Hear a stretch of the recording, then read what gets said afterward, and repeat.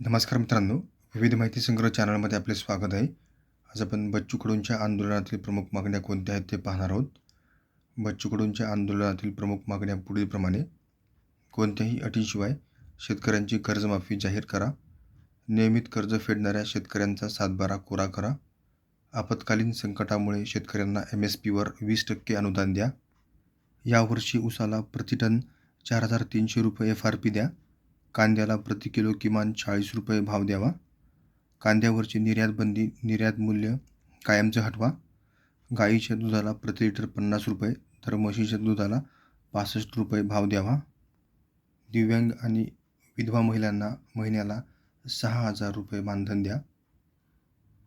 सर्व रोजंदारी मजुरांचा मनरेगात समावेश करून दररोज 1,000 रुपये मजुरी द्या. धन्यवाद मित्रांनो, संपूर्ण व्हिडिओ पाहिला त्याबद्दल.